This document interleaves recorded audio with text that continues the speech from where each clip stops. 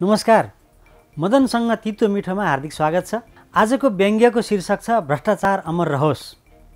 देशका 3.25 करोड जनता भ्रष्टाचारको समूल नाश गर्न चाहन्छन्।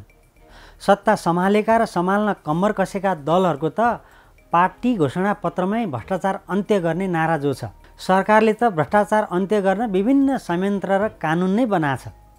जसलाई भेट्यो ऊ भ्रष्टाचारको अन्त्य गर्ने भन्दै हिँड्या छ। त्यसलाई मेटाउन उद्यत छ। त्यसैले मलाई भ्रष्टाचार महोदयप्रति पो सहानुभूति लाग्न थालेछ। बिचरा भ्रष्टाचारले कसको के चाहिँ बिगाएछ र हो। मान्छेहरू बिचराका हात धोएर पछि लागेका छन्। भ्रष्टाचार अनादि छ, नित्य छ, सर्वव्यापी छ, सनातन छ। अर्थात् यो त परम ब्रह्म परमात्मा भगवान नै हो।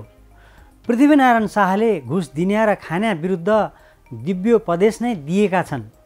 चाणक्यदेखि शुक्र नीतिसम्म जताततै कसरी घुस नियन्त्रण गर्ने भन्ने कुराहरू छन्। त्यो समयमा भ्रष्टाचार थियो र त लेखियो शास्त्रमा। जसरी भगवानको कुनै आकार हुँदैन त्यसै गरी भ्रष्टाचारको पनि कुनै आकार र सीमा हुँदैन। कसैका लागि भ्रष्टाचार लाग्ने कार्य अरू कसैका लागि शिष्टाचार हुनसक्छ। श्रीमान सीताराम पानी र दुधको मिलनलाई भ्रष्टाचार मान्दैनन्। मिठाई भण्डारजी खुवामा मैदा मिसाउने कार्यलाई व्यावसायिक धर्म मान्छन्। यातायातका हाकिम सवारी लाइसेन्स खुलेआम खरिद बिक्री भइरहेको देख्दैनन्। जताततै घोटाला भइरहँदा सरोकारवाला मन्त्रीहरू त्यसलाई हटाउने वा घटाउनेमा नगई बरु आफै त्यसलाई बढाउनेमा सक्रिय हुन्छन्। यो सबै देख्दा देख्दै पनि प्रधानमन्त्री धृतराष्ट्र बनिदिन्छन्।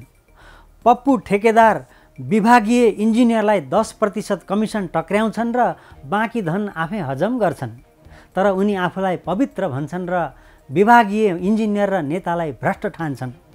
यस्तो महान सर्वशक्तिमान भ्रष्टाचार मेटाउन किन पर्या छ र हो। बरु प्रत्येक नेपालीको परम कर्तव्य यो हुन्छ कि ऊ भ्रष्टाचारको श्रीवृद्धि गर्नका लागि पुरा प्रयास गरोस्। भ्रष्टाचारबाट देशको अर्थव्यवस्थालाई गति प्राप्त हुन्छ। अर्थव्यवस्थामा सुधार भएपछि मानिसहरूले रोजगारी पाउँछन्। कुनै काम गर्दा यदि कुनै कर्मचारी मन्त्री नेताले केही उपहार केही पुष्पम पत्रमको माग गरे भन्दैमा उनीहरूको विरोधमा आलोचना गरिरहनु आवश्यक छ र। श्रीलङ्कामा देख्नु भएन, नेपालमा भन्दा कम भ्रष्टाचार थियो भन्थे। त्यही भएर त उसको अर्थतन्त्र नै समस्या पर्या। पत्रम पुष्पम अर्पण गर्ने त हाम्रो गौरवशाली परम्परा नै रहिआएको छ नि।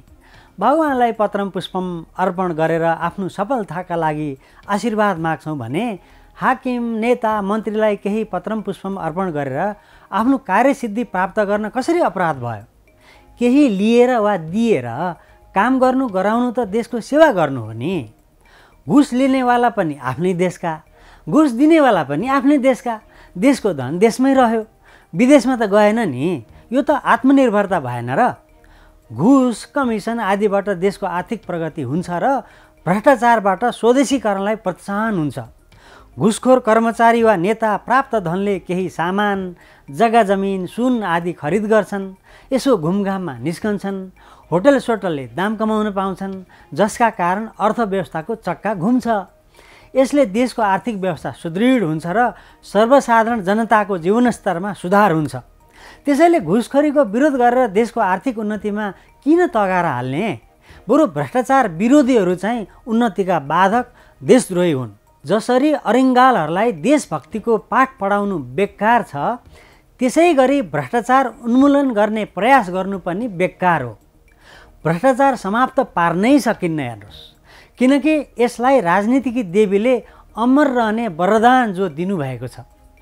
कोरोनासँगै बाँचौँ भने जस्तै भ्रष्टाचारसँगै नाचौँलाई जीवनको मूल मन्त्र बनाउन ढिला गर्नुहुन्न। नेपालले अरू क्षेत्रमा प्रगति नगरे पनि भ्रष्टाचारका क्षेत्रमा नयाँ नयाँ कीर्तिमान स्थापित गरिरहेकै छ। अझ देख्नु भएन, अस्ति भर्खर आगामी वर्षको बजेटमा के करामत गरियो। हिजो भर्खरको अडियो सुन्नुभयो नि। अब लाख करोडमा होइन अर्बको कुरा हुन्छ। अर्बको बिस्तारै खर्बमा उक्लन्छ भ्रष्टाचारको अङ्क। नेपालले कम्ता प्रगति गरेको छ त। जब सुन्छु कि इच्छाजीको इच्छापूर्ति गर्न वकिल र न्यायाधीश नै सेटिङमा छन् वा यो वर्षायाममा बाढी पहिरोबाट बचाउन कागजका हजारौँ डुङ्गा चलिरहेका छन्, सडक पुलहरू उद्घाटन हुनुपूर्व नै भत्किएका वा गर्ल्याममा ढलिरहेका छन्, तब मेरो छाती गर्वले फुल्छ। यस्ता पुलहरू बनाउने पप्पुहरूलाई सार्वजनिक अभिनन्दनै गर्नुपर्ने हो, जसका सुझबुझका कारण पुल उद्घाटन हुनु अघि नै धुलिसात भयो। यस्ता कति दुर्घटनाहरूबाट पप्पुहरूले देशलाई जोगाए होला। सरकार लाइसेन्स बेच्ने नयाँ धन्दामा लागेको छ। सरकारी नियुक्तिहरूमा लाखौँ करोडौँ लेनदेन भइरहेको छ। हाम्रा लागि यो अत्यन्तै गौरवको कुरा हो कि हाम्रो देश भ्रष्टाचारको सडकमाथि तेज गतिमा कुदिरहेको छ। भ्रष्टाचारको सिमेन्ट, पर्सेन्टेजको इट्टा र कमिसनको छड मिलेर बनेका यस्ता पुल सुशासनकालीन स्थापत्य कलाको अद्भुत उदाहरण हुन्। देशमा यस्ता महापुरुषहरूको कमी छैन जसले त्यस्ता ठाउँमा पनि कागजी पुल बनाइदिन्छन् जहाँ नदी नै छैन। यसरी कागजी डुङ्गा चलाएर लक्ष्मी माताको पूर्ण आशीर्वाद प्राप्त गरेका छन् र आफ्नो र आफ्नाका गरिबी उन्मूलन गरेका छन्। यस्ता कल्पनाशील हाकिमहरू स्तुतियोग्य छैनन् र? भ्रष्टाचारको कुरामा देशमा कुनै प्रदेश, नगर वा वडा पछाडि छैनन्। भ्रष्टाचारको मोर्चामा सम्पूर्ण देश एक छ। यो नै देशको अनेकतामा एकताको प्रमाण हो। यसले हाम्रो राष्ट्रिय एकताको भावनालाई अझ बलियो बनाएको छ। तर केही अबुझहरू भ्रष्टाचारको विरोध गरी हिँड्छन्। जवानीका दिनहरूमा जब म पनि सरकारी भ्रष्टाचारहरूका विरुद्धमा आगो ओगल्थेँ, समय आएपछि तेरो आक्रोश पनि व्यवस्थाको हवन कुण्डमा स्वाहा हुनेछ, मेरा छिमेकी काका भन्ने गर्नुहुन्थ्यो। हुन पनि भ्रष्टाचार एउटा पौराणिक विधा हो। हरेक युग, हरेक कालमा अस्तित्वमा छ। भ्रष्टाचार इमान्दारीको ठुल्दाई र बेइमानीको कान्छो स्वालो हो। भ्रष्टाचारीहरूको बहुमत छ देशमा, तर उनीहरू एक हुन सकेका छैनन्, किनकि भ्रष्टाचारीहरूलाई पाखा पारिया छ। यो घोर अन्याय हो। वास्तवमा भ्रष्टाचार, घुसखोरी, बेइमानी र मिसावटलाई वैधता प्रदान गर्न ढिलो भइसकेका छ। उनीहरूलाई राष्ट्रको अझ मूलधारमा ल्याउनु जरुरी देखिन्छ। संविधान संशोधनै गरेर भए पनि भ्रष्टाचारलाई मौलिक हक अधिकारमा समावेश गर्नै पर्छ।